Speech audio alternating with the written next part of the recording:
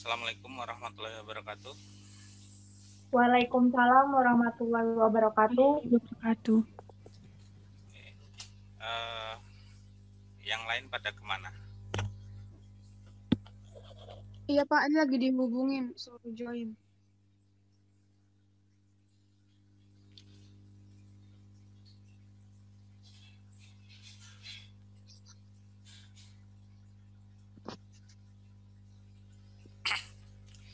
Oke, sambil kita mulai saja ya. Minggu lalu kita sudah membahas tentang sistem resirkulasi, di mana salah satu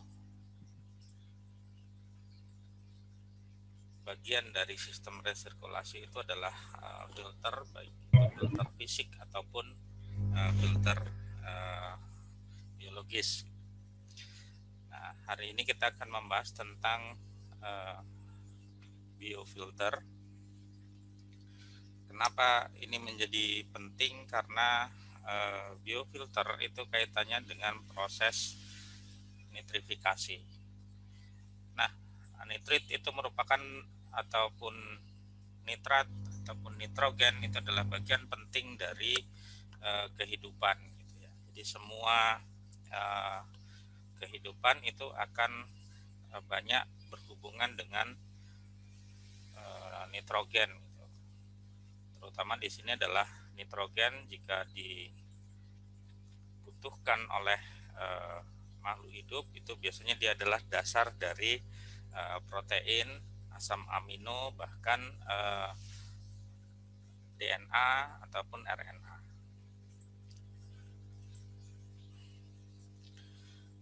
Nah, berkaitan dengan biofiltrasi, maka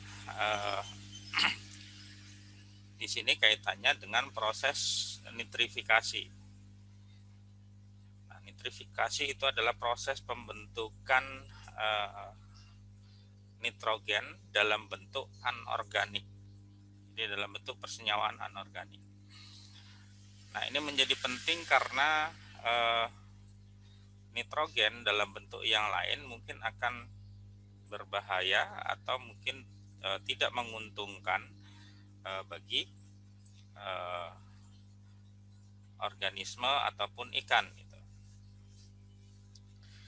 Nah, nitrogen dalam bentuk anorganik itu ada 4 bentuk yang utama. Yang pertama adalah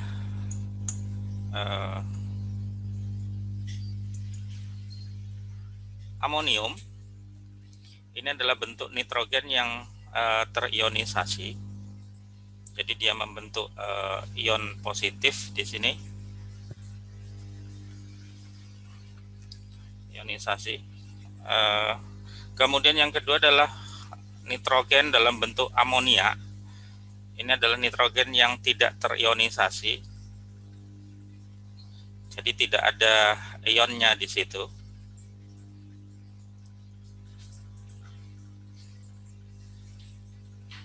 Kemudian yang ketiga, nitrogen dalam bentuk nitrit, NO2, dan nitrogen dalam bentuk nitrat, NO3. Suara saya masih bisa didengar? Masih, Pak. Oke. Masih, Pak. Ada kendala di speaker saya sebenarnya. Nah, apa yang berperan dalam proses nitrifikasi? Jadi yang pertama adalah bakteri Nitrosomonas. Jadi kelompok bakteri yang dalam kelompok Nitrosomonas. Jadi fungsinya adalah mengkatabolisasi amonia dalam bentuk tak terionisasi. Jadi di sini adalah NH3 itu akan dirubah menjadi bentuk NO2. Nah, oleh bakteri Nitrosomonas itu dibentuk Na2, kemudian oleh Nitrobacter itu akan dioksidasi, ditambahkan O2 sehingga akan terbentuk nitrat.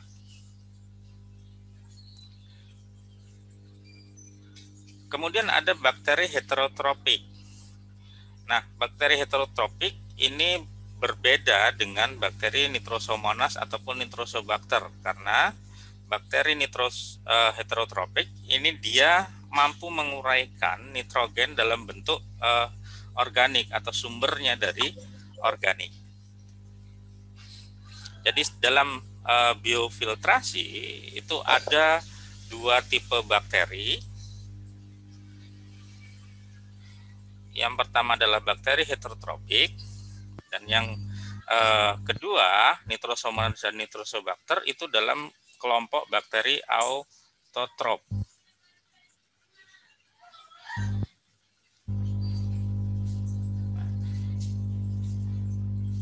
Bedanya adalah kalau yang autotrof itu hanya bisa memanfaatkan dalam bentuk anorganik, sedangkan heterotropik dia bisa memanfaatkan dari bentuk organik. Jadi di sini prosesnya, kalau Nitrosomonas itu dari NH4, jadi 2 NH4 itu akan dirubah bentuknya dan reaksinya bersifat irreversibel atau bisa bolak-balik menjadi nitrit.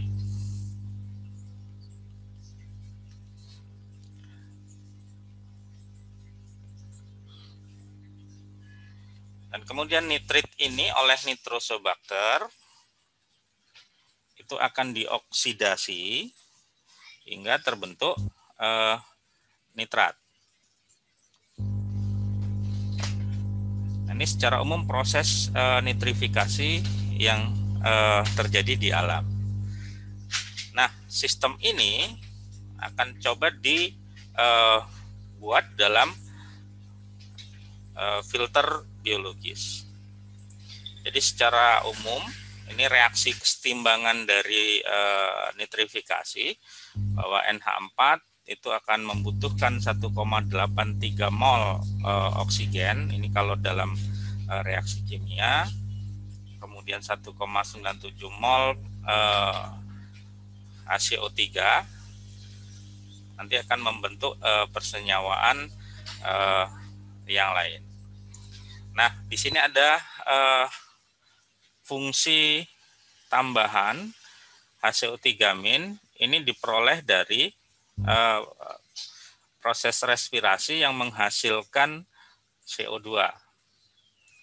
CO2 ketika dia larut ke dalam air, jadi CO2 ditambah H2O, ini akan menjadi H2CO3. Nah, H2CO3 nanti akan melepaskan oksigennya, sehingga dia akan menjadi HCO3-. Nah, ini penting kaitannya dengan bagaimana pengaturan alkalinitas dari air. Alkalinitas ini kaitannya nanti dengan pH air. Jadi reaksi dari proses nitrifikasi nanti juga akan dipengaruhi oleh pH. Apakah pH-nya akan bertambah atau berkurang? Itu nanti akan menentukan bagaimana reaksi nitrifikasi ini berjalan. Apakah reaksinya ke kiri atau reaksinya ke kanan? Nah, secara umum bahwa proses nitrifikasi ini kalau kita lihat dari jumlah sumbernya, kalau kita punya sumbernya itu adalah 1 kg pakan. 1 kg pakan ini asumsinya mengandung 35% protein. Maka yang terjadi dengan 1 kg pakan ini adalah dia akan membentuk amonium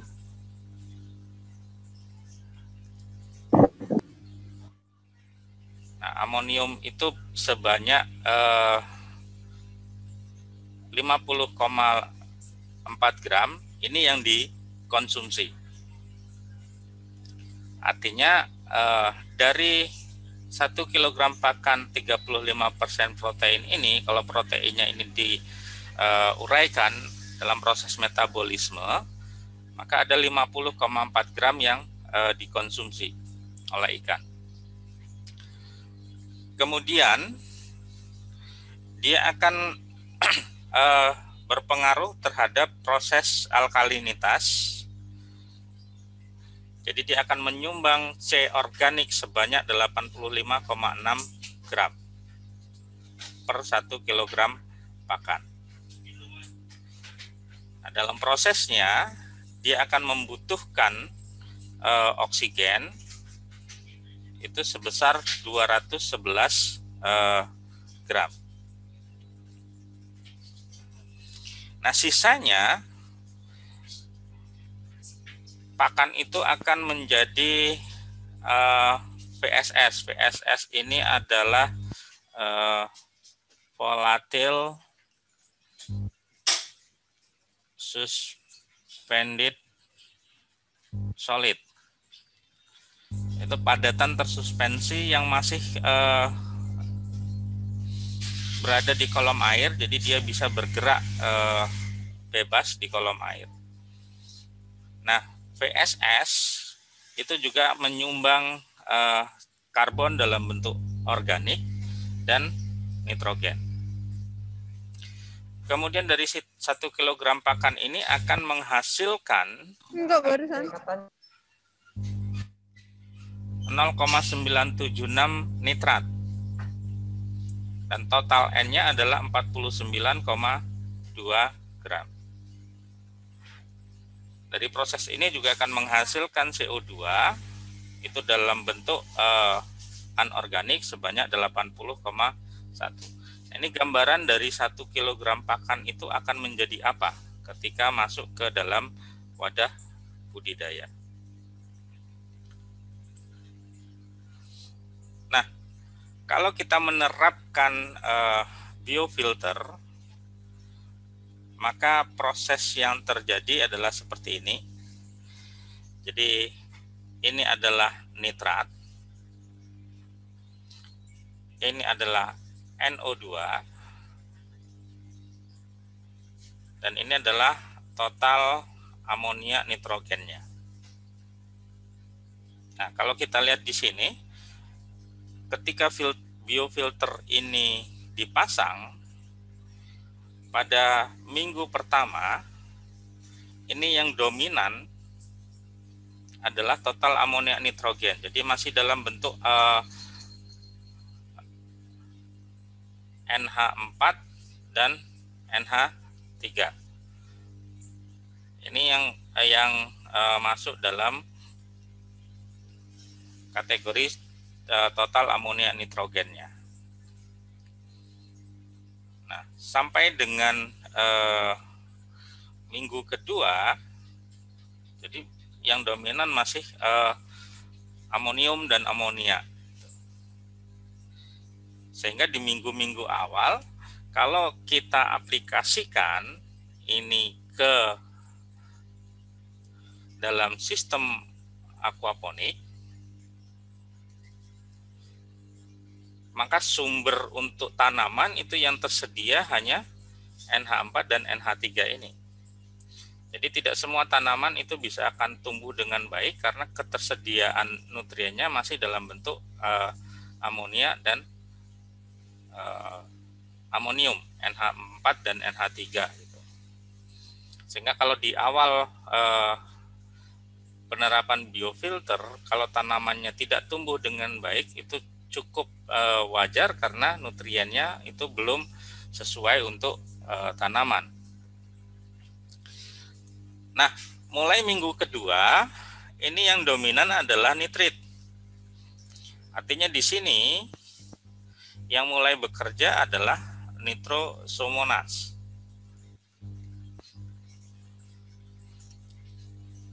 Jadi mulai di minggu kedua, itu yang banyak adalah nitritnya.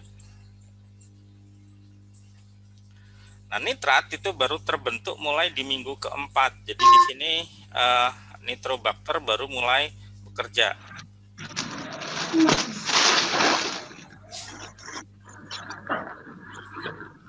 Sehingga efisiensi dari biofilter itu kalau kita gunakan untuk aquaponik, jika sistem itu sudah bekerja kurang lebih sekitar 4 minggu.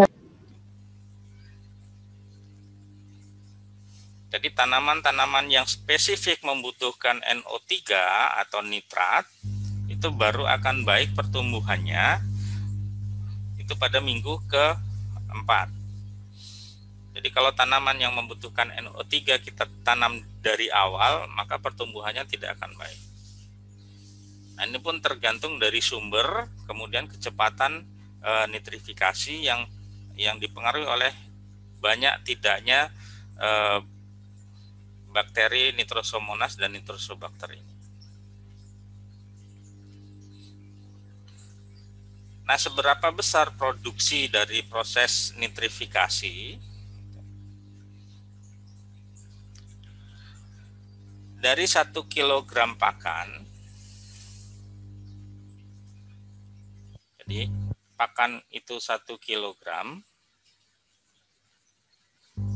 itu akan menghasilkan sekitar 0,03 kilogram amonia. Artinya sekitar 3%.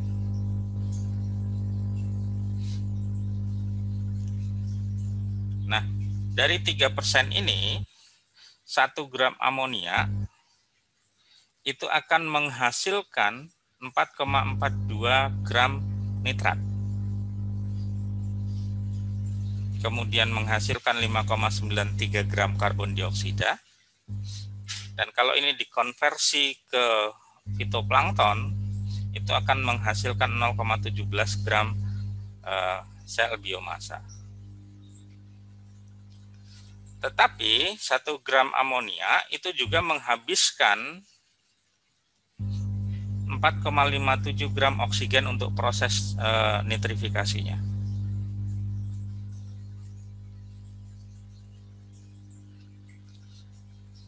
Nah, dari sini kita bisa menghitung, misalnya sebuah tanaman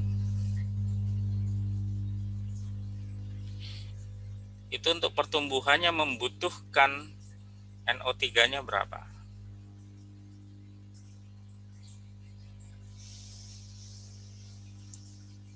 Sehingga kita bisa perkirakan dari hasil ini.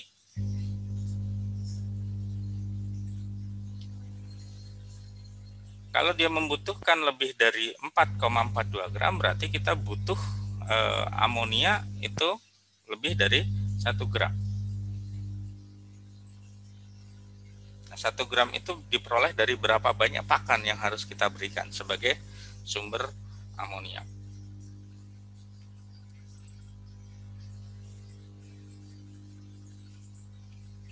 Nah, reaksi dari proses nitrifikasi ini merupakan reaksi kesetimbangan. Jadi amonium NH4+ ini yang terionisasi itu akan terhidrolisis, akan menjadi NH3.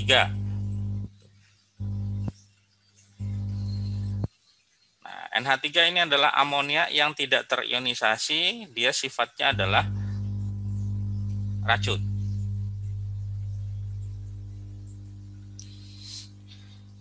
NH3 itu akan dominan jika pH-nya bertambah. Jadi NH4 itu akan dikonversi menjadi NH3 ketika pH-nya naik. Misalnya dari 7 menjadi 8, maka NH4 ini akan dirubah menjadi NH3. Kemudian NH4 juga akan dirubah menjadi NH3 kalau temperaturnya naik. Jadi kalau suhu airnya naik, maka yang dominan itu adalah nitrogen dalam bentuk tidak terionisasi atau amonia NH3. Jadi amonium dan amonia ini itu adalah total amonia nitrogen. Jadi bentuk nitrogen dalam bentuk amonia itu yang diukur adalah dalam bentuk NH4 dan NH3. Nah, hubungannya dari NH3, hubungan antara temperatur dengan pH. Ini agak bergeser tabelnya. Jadi pada pH misalnya 6,5, kemudian pada temperatur 25, maka jumlah NH3-nya itu adalah 0,2. Kemudian pada pH 7, artinya pH-nya naik dia, maka pada temperatur yang sama, jumlah NO3-nya, NH3-nya juga naik. Kalau pH naik dan temperatur juga naik, maka jumlah NH3 yang terbentuk itu menjadi jauh lebih besar. Jadi bisa kita simpulkan NH3 itu akan tinggi jika pH naik dan temperatur juga naik. Jadi Anda bisa ukur di kolam Anda berapa pH-nya. Kalau pH-nya itu semakin tinggi, lebih dari 7, maka konsentrasi amoniaknya itu akan tinggi. Nah, kalau pH-nya tidak kita jaga, naik gitu, kalau NH3-nya tinggi, maka ikannya itu akan banyak yang mati.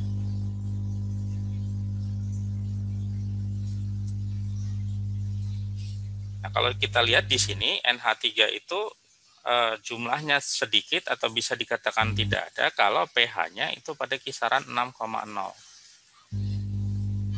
Jadi bagaimana menjaga kolam Anda supaya pH-nya tetap 6,0. Supaya NH3-nya tidak terbentuk. Yang terbentuk adalah NH4 yang dia tidak berbahaya.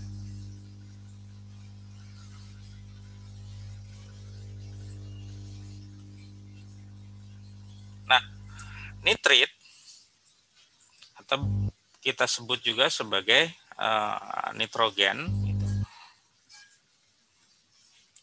itu akan membentuk asam nitrat.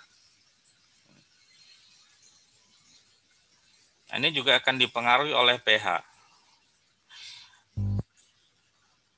Nitrit itu dominan ketika pH rendah atau dalam kondisi asam. Jadi kalau kolam kita itu asam, maka dominan itu adalah nitrit, NO2. Dan beberapa kasus nitrit itu juga sifatnya toksik untuk ikan. Sehingga harus kita jaga kolamnya. Kalau tadi NH3 itu jangan sampai lebih dari 6, maka NO2 itu jangan sampai kurang dari 6.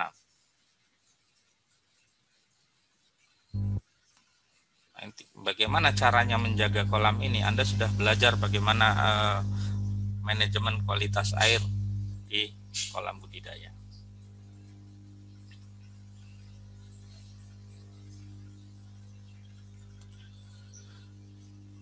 Nah, tadi pembentukan nitrit dan nitrat itu tergantung dari Nitrosomonas dan Nitrosobacter. Nah, kapan ini terjadi? Kalau tadi hasil grafik tadi, nitrat itu baru akan melimpah atau banyak jumlahnya pada mulai minggu ke-4 hingga minggu ke-8. Artinya biofilter ini akan berfungsi dengan baik, menyuplai nitrat untuk tanaman itu kira-kira setelah 2 bulan sistem ini berjalan. Jadi kalau Anda buat aquaponik belum 2 bulan, jangan berharap tanamannya akan bagus. Karena ketersediaan nitrat itu masih sangat rendah.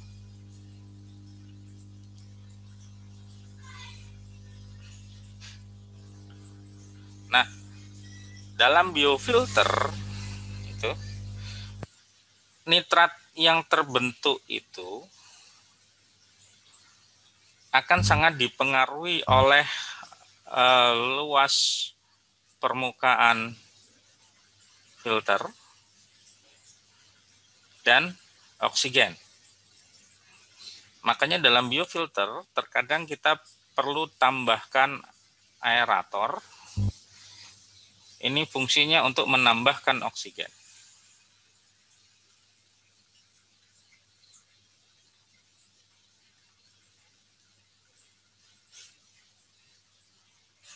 Nah, di dalam sistem yang cukup berkembang, penambahan oksigen itu dilakukan dengan menambahkan ozon atau O3.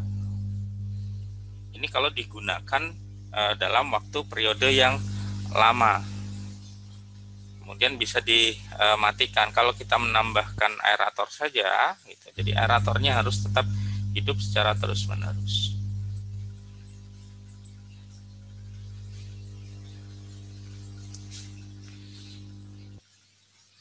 Sehingga hasil akhir dari proses nitrifikasi ini adalah NO3, dia di air tawar sifatnya non-toksik.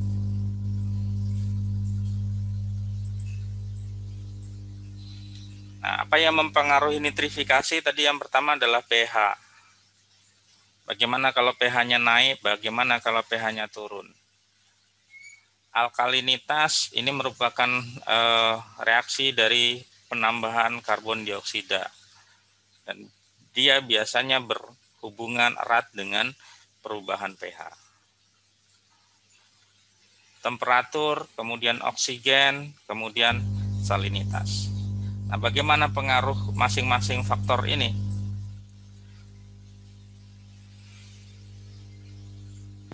Nah, pH yang optimum untuk proses nitrifikasi itu berkisar antara 6 sampai dengan 9.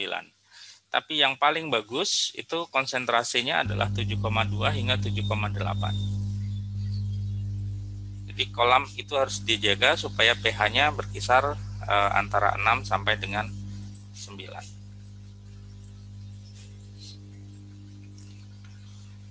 Nah, kemudian alkalinitas. Beberapa proses itu menggunakan NaOH untuk salinitas, ada juga yang menggunakan kalsium karbonat. Tapi alkalinitas jika tidak ditambahkan natrium atau sodium hidroksida ataupun kalsium karbonat, itu juga merupakan hasil dari proses respirasi. Nah, bagaimana hubungannya dengan kandungan amonia atau NH3? Ini kalau kita lihat di grafik itu, di sini ada alkalinitas, di sini ada amonia dalam beberapa hari.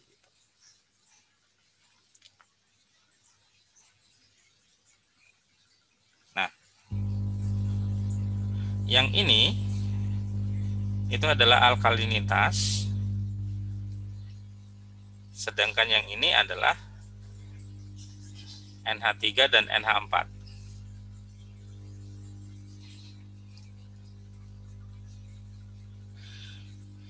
Jadi kalau alkalinitasnya tinggi, maka amonianya itu akan rendah. Alkalinitas dia turun, total amonianya akan naik.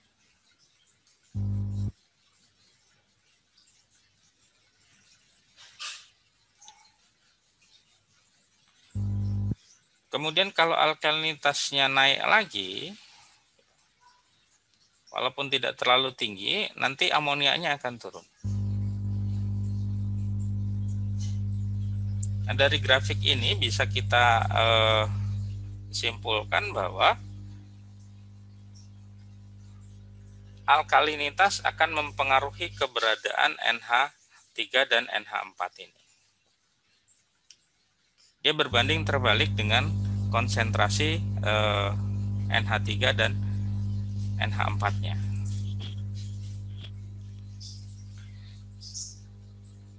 Lalu temperatur. Nah, beberapa jenis bakteri dia tidak membutuhkan perubahan temperatur untuk proses nitrifikasinya. Hasil nitrifikasi pada suhu 17 derajat Celcius menghasilkan laju nitrifikasi sebesar 77%.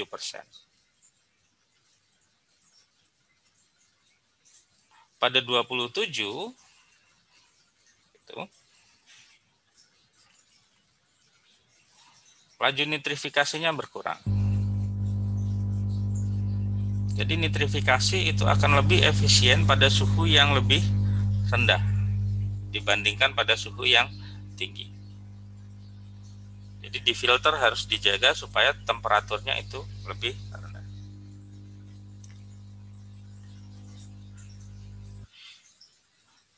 Nah, oksigen ini dibutuhkan sekitar 4,57 gram O2 itu untuk merubah 1 gram total amonium nitrogen.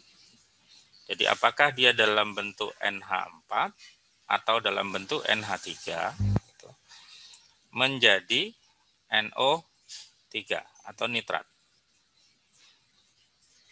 Jadi 1 gram ini membutuhkan 4,57 gram. Artinya 4 kali lipat dari massa amonia yang akan dirubah menjadi nitrat.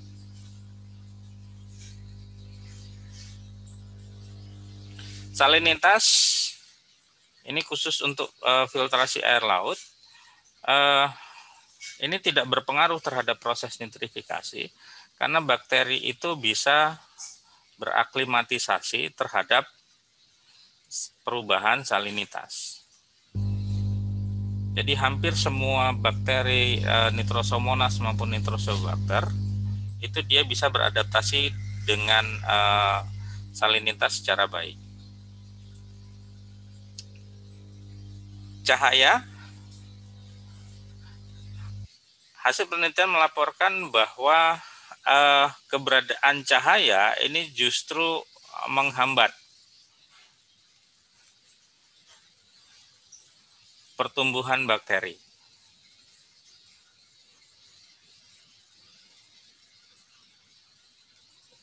Nah, sehingga akan lebih baik kalau biofilternya itu dalam kondisi tanpa cahaya atau dalam kondisi gelap.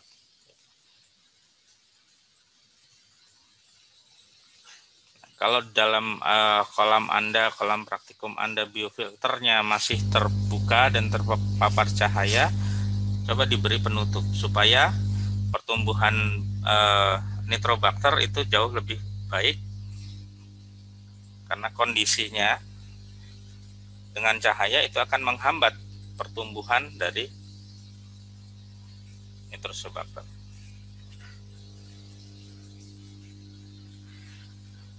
Nah, seberapa besar proses nitrifikasi ini terjadi? Ini hasil dari pengamatan dengan biofilter.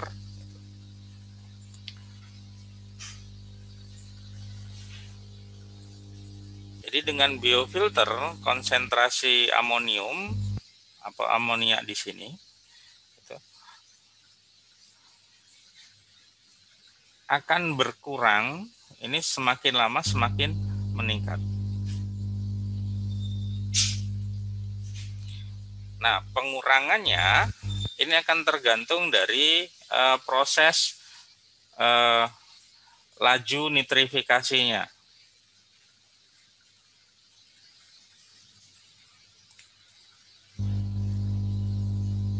Nah, kalau kita lihat di sini laju nitrifikasi yang paling tinggi itu adalah 80,6.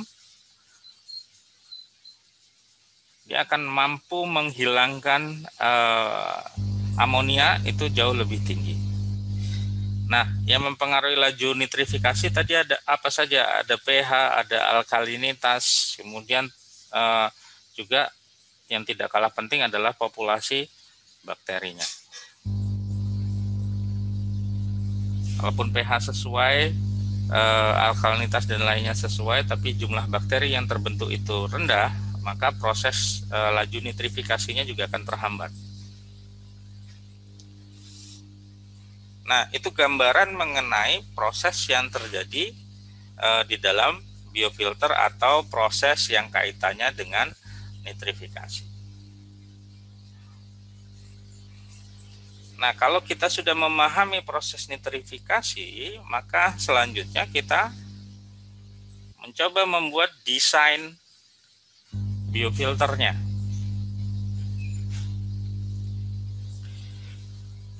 Nah, untuk membuat biofilter ada beberapa istilah di sini yang digunakan kaitannya dengan biofilter. Ada istilah biofilter itu kaitannya dengan void space. Kemudian ada istilahnya cross sectional, ada istilahnya hydraulic loading rates, dan ada istilahnya specific surface area. Nah, apa yang dimaksud dengan istilah-istilah ini? Nah, void space atau porositas itu adalah rasio dari volume void space di antara media, partikel, dan filter media volume. Nah, semakin tinggi rasionya, maka dia akan mengurangi terjadinya istilahnya adalah penyumbatan.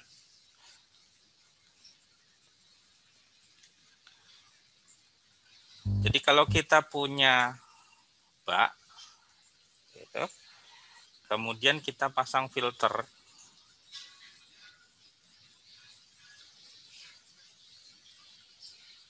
yang berlobang-lobang, itu.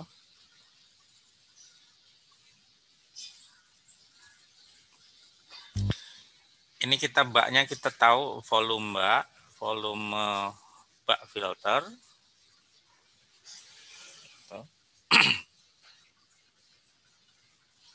Kemudian kita tahu volume filternya berapa. Nah, sisanya ini rasio perbandingannya adalah void space-nya. Jadi kalau kita hitung misalnya kemarin Anda filternya menggunakan bak apa? Ember misalnya. Ini volumenya berapa? Kemudian ditambah dengan apa itu namanya?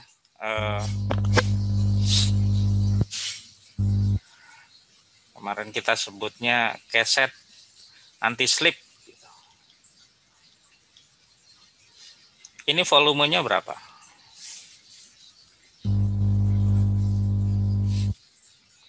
Nah, tinggal dibandingkan ketemu rasionya. Kalau rasionya ini besar, maka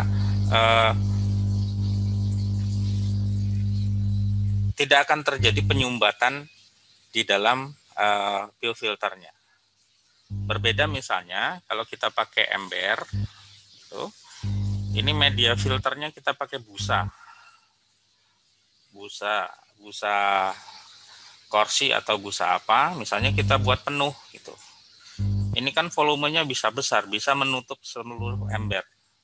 Sehingga hasilnya di sini void space-nya, void ratio-nya itu menjadi kecil. Nah, lama-kelamaan maka filternya akan tersumbat atau mengalami clogging.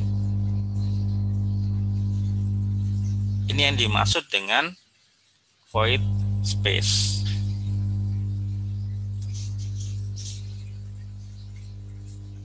Nah, Anda tinggal coba hitung hasil dari praktikum Anda, void space-nya berapa.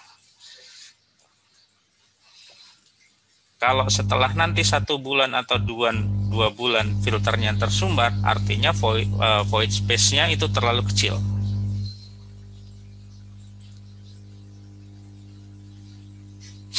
Nah, kemudian ada istilah kedua adalah cross-sectional area.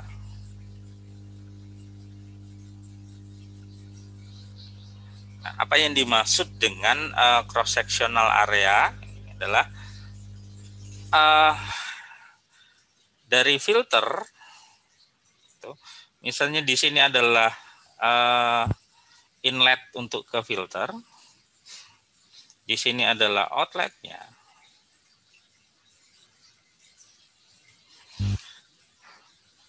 Nah, di dalamnya ada filter, maka kita bisa hitung berdasarkan arah dari aliran ini secara melintang, ini luas permukaannya berapa.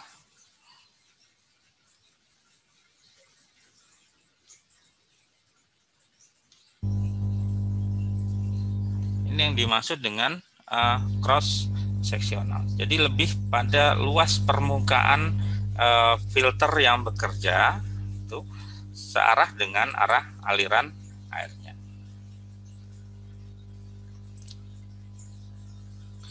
Kemudian ada hydraulic loading range.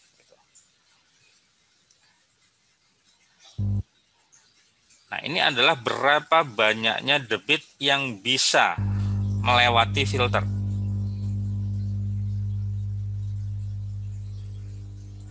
Jadi kalau ada bak filter, kemudian kita pasang filternya di sini,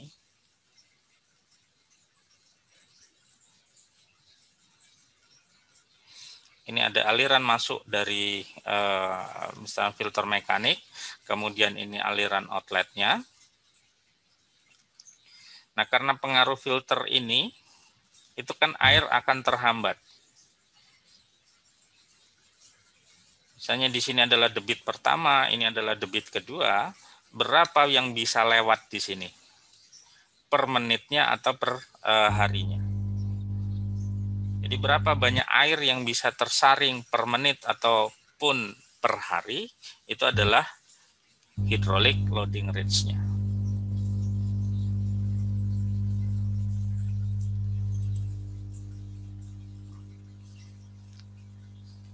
Nah, kemudian specific surface area.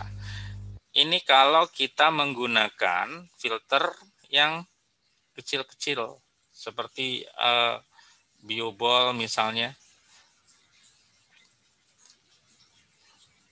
Nah, ini per buahnya itu luas permukaannya berapa?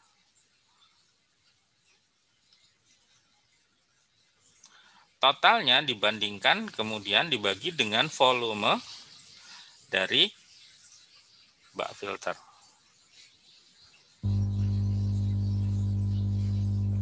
Nah, ini beberapa istilah dalam biofilter. Nah, istilah-istilah ini nanti akan berfungsi atau ada hubungannya ketika kita menghitung apakah itu laju nitrifikasi atau menghitung kebutuhan oksigen dan sebagainya. Jadi istilah-istilah ini nanti akan menentukan jenis filternya dan kaitannya dengan kemampuan filter. Kemampuan filter itu berhubungan dengan proses nitrifikasi. Jadi kalau kita menggunakan filter pasir ataupun filter yang lain, nanti hasilnya akan berbeda efisiensinya. Karena model perhitungannya akan berbeda tergantung dari jenis filter yang digunakan.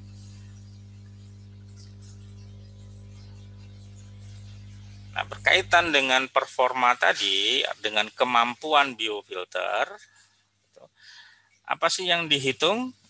Tadi sudah disebutkan adalah laju nitrifikasi atau laju konversi dari tan menjadi nitrat yang diukur secara volumetrik.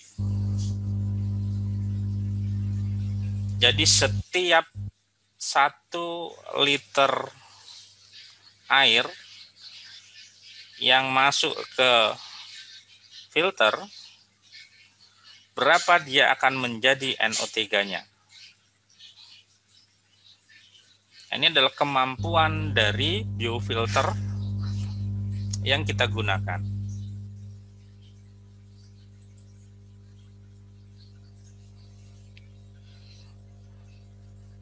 Nah, selain tadi laju konversinya, kita juga bisa menghitung area di mana proses konversi itu terjadi. Jadi kalau kita gunakan filter yang kecil-kecil tadi, itu kita bisa menghitung luas area berdasarkan produksi nitrat yang terbentuk.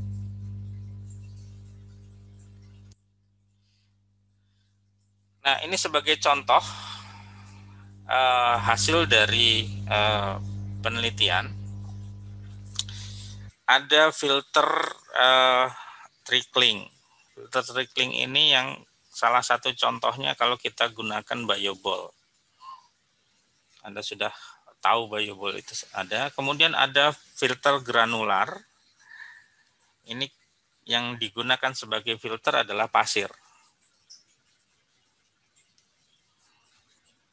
Sehingga basis perhitungannya, makanya kalau yang trickling atau yang biobol ini adalah surface areanya. Kalau pasir, karena kita tidak mungkin menghitung luas permukaan butiran pasir satu persatu, maka kita hitung adalah volume media.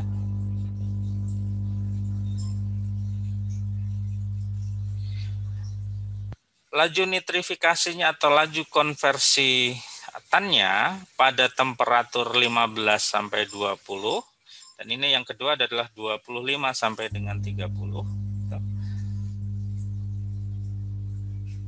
Kalau kita lihat di sini hasilnya dengan trickling pada temperatur yang rendah 15 sampai 20, secara umum pasir itu jauh lebih baik.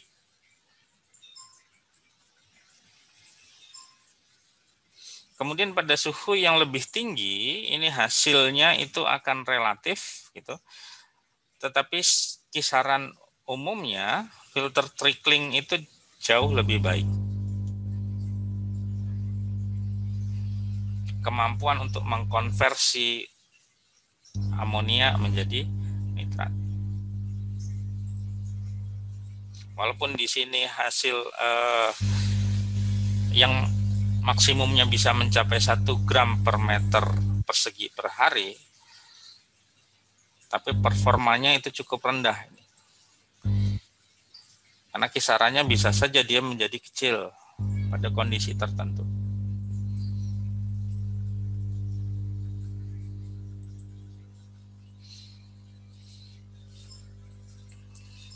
Nah, dari situ kita bisa menentukan nanti jenis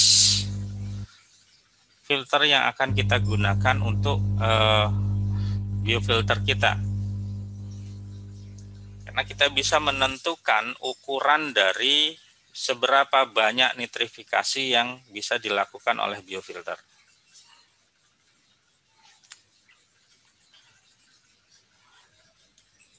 Nah, untuk bisa menghitungnya, kita harus tahu berapa total produksi harian dari amoniaknya. Nah, total produksi ini kita bisa hitung dari asumsi tadi 1 kilogram pakan itu menghasilkan berapa tan. Tadi di awal sudah ada.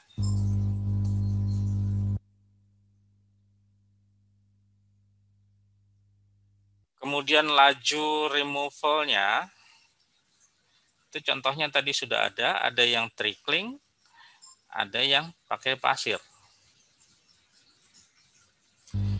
Kemudian spesifik surface area, ini kita bisa hitung dari luas permukaan filter. Jadi biobol itu kita hitung luas permukaannya berapa satu persatu.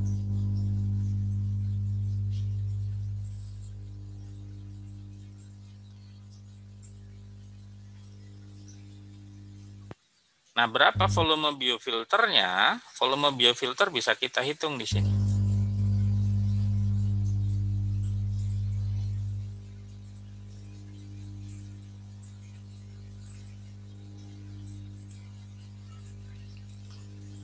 Jadi berapa tan yang diproduksi per hari dikalikan dengan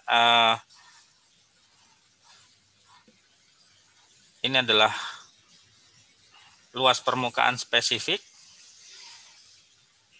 Ini adalah luas filternya. Ini adalah faktor konversi 1 kilogram pakan menjadi 1 gram tan.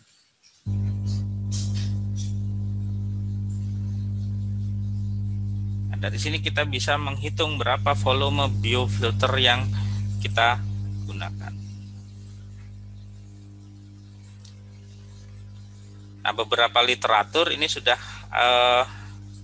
menghitung luas permukaan.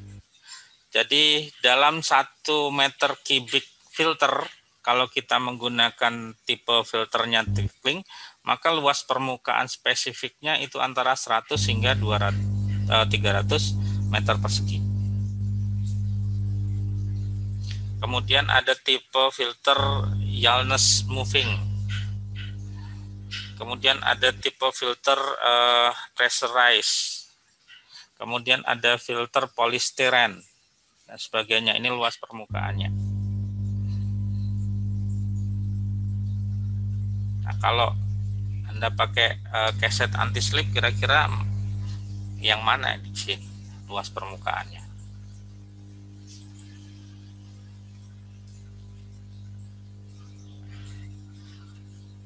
Nah, lalu bagaimana kita menyusun biofilternya?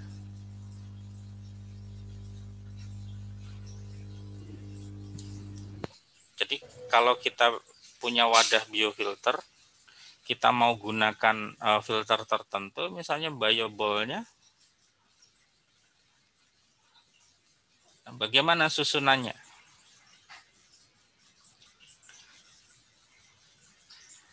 Nah, berdasarkan tipe filternya, jenis filternya, maka ada yang susunannya itu secara acak dan ada susunan yang terstruktur.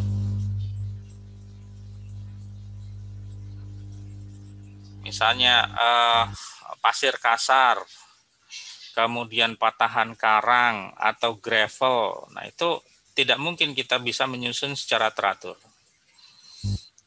Bahan keramik misalnya dan bahan-bahan yang lain itu tidak bisa kita susun secara teratur. Tapi misalnya kita menggunakan filter yang produksi pabrik, maka bisa kita susun secara teratur. Ini contohnya bentuk filter yang seperti ini. Ini kita bisa susun secara terstruktur, bisa disusun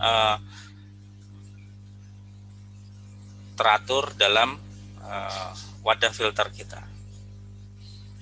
Kalau yang bentuk ini ada kelebihannya gitu. Void space-nya tadi itu relatif lebih besar, sehingga tidak mungkin terjadi clogging atau penyumbatan. Kemudian karena bahannya dia biasanya dari plastik, kemungkinan kotoran menempel itu akan kecil karena biasanya bahannya licin.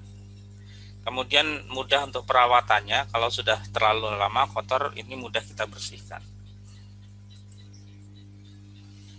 Nah, ada juga yang bentuknya seperti ini, bentuk filternya. Anda pernah lihat yang seperti ini? Nah, kalau yang acak, nah ini contoh-contoh bentuknya. Kalau bentuk-bentuknya seperti ini.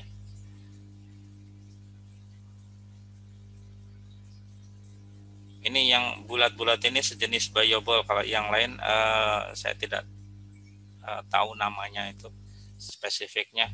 Kalau ini Anda bisa tanya ibu Anda ini, kalau zaman dulu ini buat ngeriting rambut itu. Apa namanya itu? Saya lupa itu. Itu bisa dipakai untuk filter itu. Nah, kalau yang begini kan tidak bisa kita susun secara teratur. Jadi susunannya kurang lebih seperti gambar ini, diacak-acakan atau random.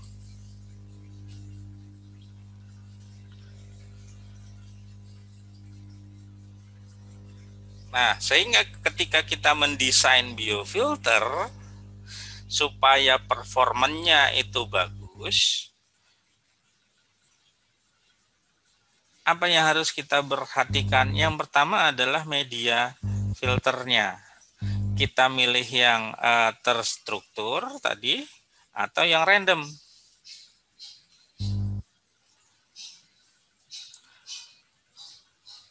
Kemudian yang kedua, pemilihan itu dia harus bisa menghasilkan kemampuan untuk meretensi airnya.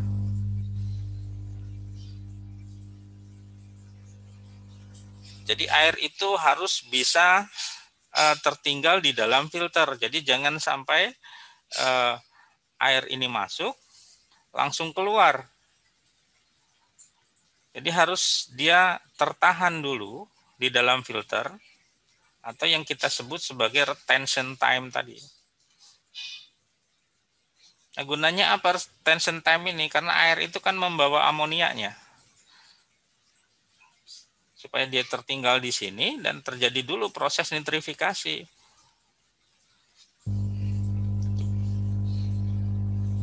Kalau dia masuk bablas terus, ya kapan terjadinya nitrifikasi? Jadi airnya harus tertinggal dulu di dalam filter. Jangan langsung keluar. Kemudian pola aliran. Aliran itu harus bisa merata ke filter. Jangan sampai hanya mengalir di sini saja misalnya. Atau dari atas langsung ke sini. Nanti ada bagian yang dia menjadi tidak mendapat aliran alias menjadi dead zone-nya di biofilter. Kalau ada dead zone berarti dia di situ tidak terjadi proses nitrifikasi. Jadi sedapat mungkin aliran itu merata di seluruh wadah filter kita. Berdasarkan filternya, maka akan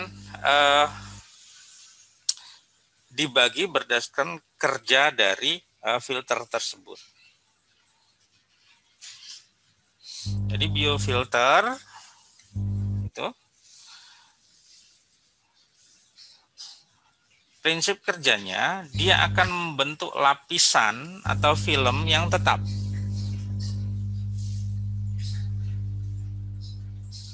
Nah, apa yang dimaksud film tetap? Jadi kalau kita punya media filter seperti ini,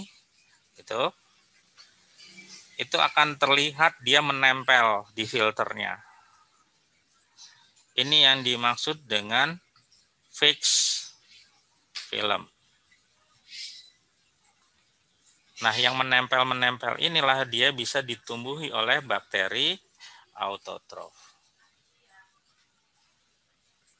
Kalau tidak ada yang menempel, partikel yang kita filter itu membentuk lapisan suspended, dia cocoknya untuk bakteri heterotropik.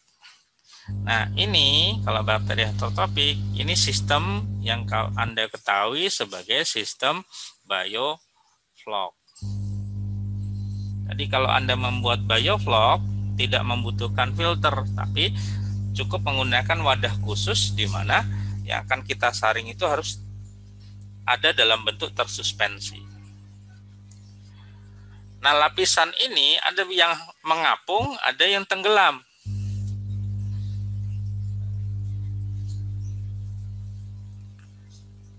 Kalau yang mengapung, kita bisa menggunakan filter biologi yang terotasi. Jadi seperti apa nanti gambarannya ada.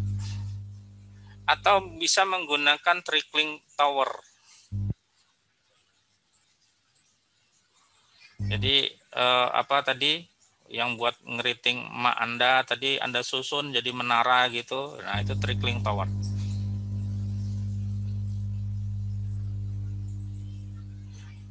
Yang tenggelam itu ada yang dalam bentuk paket atau yang sudah tersusun dalam bentuk blok-blok khusus gitu. Jadi dia semacam batu bata atau apalah gitu, yang memiliki bentuk-bentuk khusus.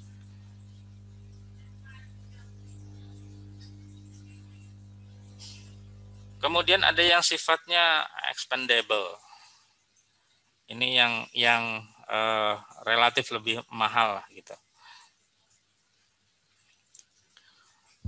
Kemudian ada yang expanded, yang pengembangan dari bentuk yang blocks tadi.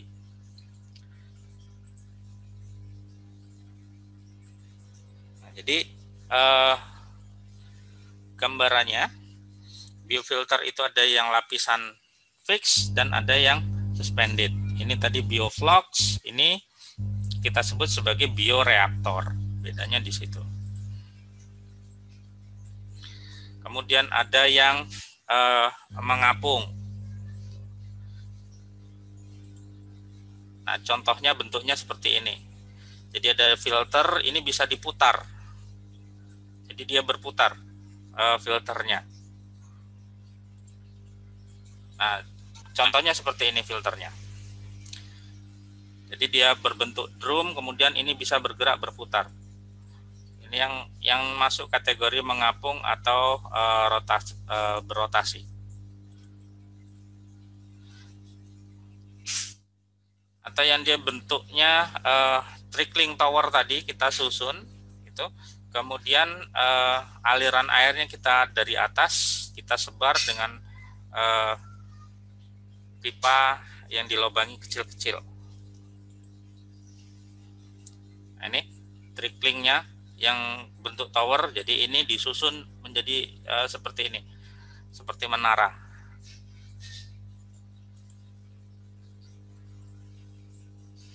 Nah, bagaimana pola alirannya? Ini bisa disebar dengan sistem seperti kita menyiram tanaman.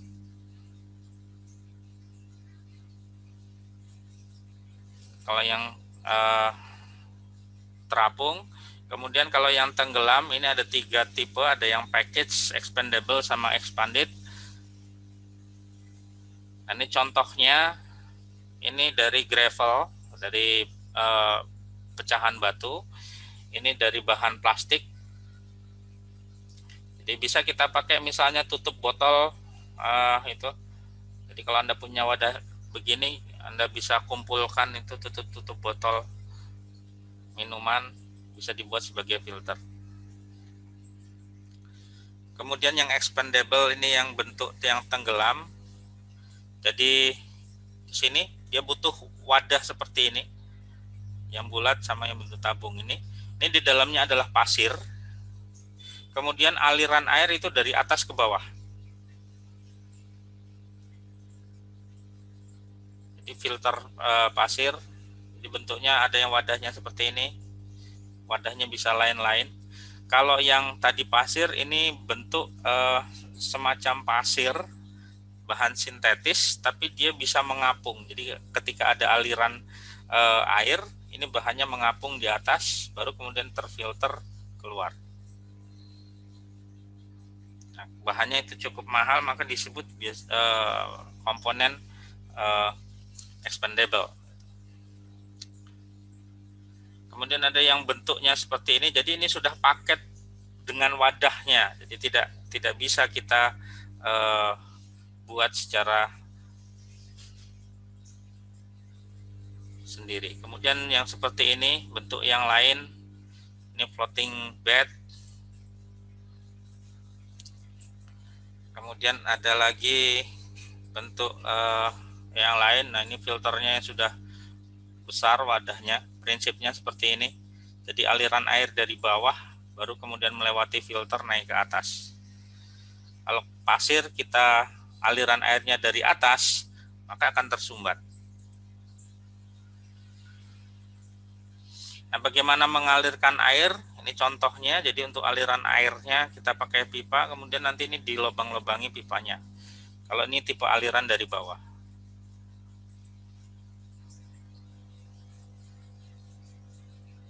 Ini contoh yang lain, jenis filternya. Ini mekanisme kerja dari ini gambar filternya, ini mekanisme kerjanya.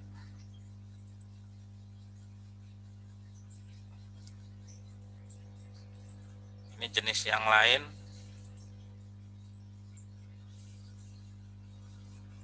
Ini yang dimaksud dengan MBR atau MBBR, itu yang moving bed reactor sama moving bed bioreactor. Ini bentuknya seperti bioball, dia terapung, kemudian aliran airnya dia dari bawah. Ada pro dan kontra dari penggunaan filter ini. Yang setuju kalau trickling itu dia sederhana, kemudian mudah penggunaannya, bisa menggunakan aerasi pasif dan sebagainya. Kemudian yang tidak sependapat atau yang kontra gitu, dia butuh media yang besar, kemudian biayanya juga cukup besar kalau kita akan membuat spesifik surface area yang cukup besar. Nah, itu adalah pengantar untuk kita mendesain biofilter. Jadi berhubungan dengan jenis bahan dan bagaimana kita membuat desainnya. Nah, kalau kita sudah membuat desain, baru nanti kita akan menghitung bagaimana biofilter ini akan kita desainnya. Jadi ada beberapa tahapan untuk menghitungnya. Nah, perhitungannya ini nanti akan kita sampaikan minggu depan. Saya pikir itu untuk hari ini. Pengantar tentang biofilter.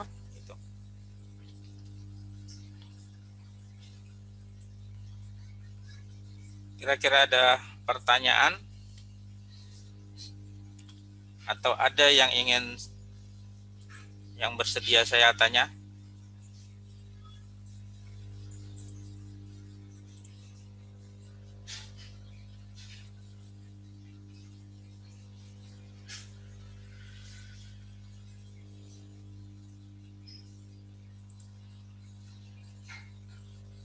Silakan kalau yang mengajukan pertanyaan atau yang mau mengajukan diri mau saya tanya.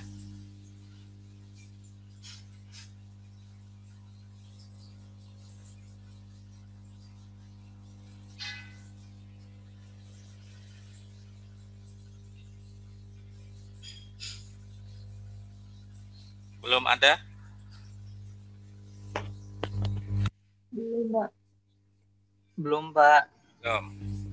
Belum, itu artinya sudah paham atau masih bingung? Izin bertanya, Pak. Ya.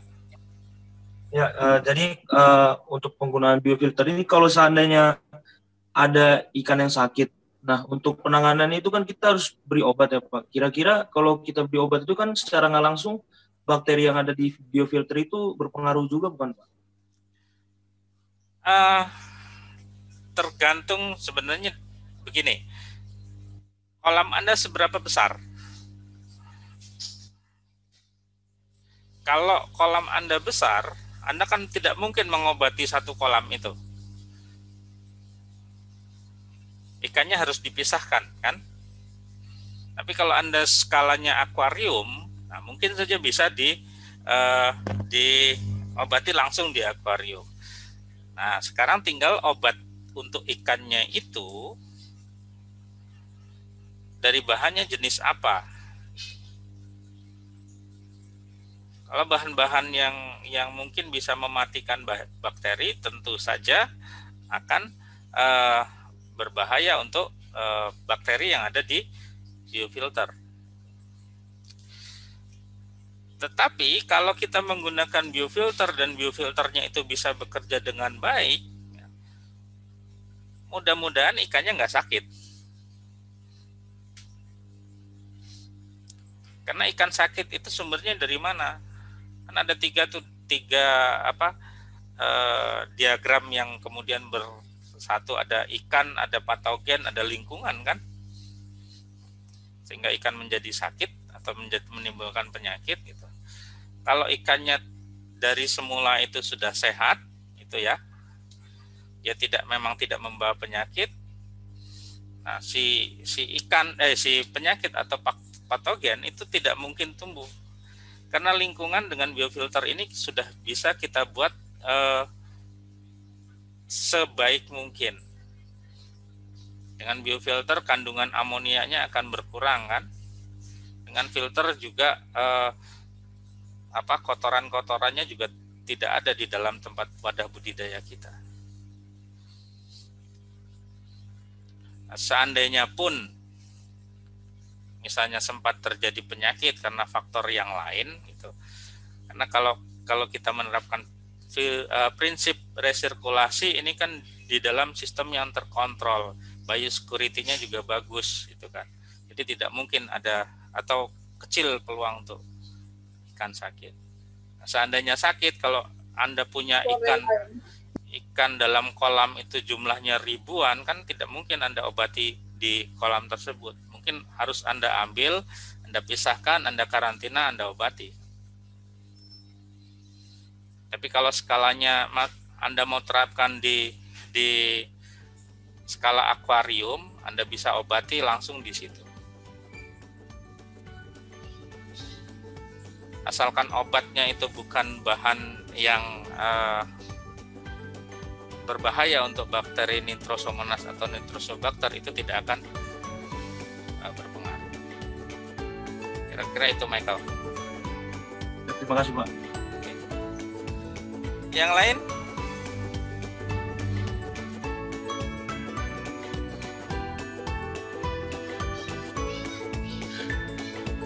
Belum ada? Kalau belum ada, mungkin kita cukupkan dulu untuk hari ini. Waktunya juga sudah melebihi dari jadwalnya, kan? Atau belum? Jangan lupa selesainya jam berapa. Kalau tidak ada lagi, kita ketemu lagi minggu depan dengan materi yang berkaitan dengan hitung-hitungan untuk biofilter. Itu saja, terima kasih atas perhatiannya.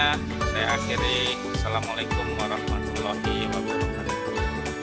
Waalaikumsalam warahmatullahi wabarakatuh. Waalaikumsalam warahmatullahi wabarakatuh. Terima kasih Pak. Terima kasih, Pak. Ya.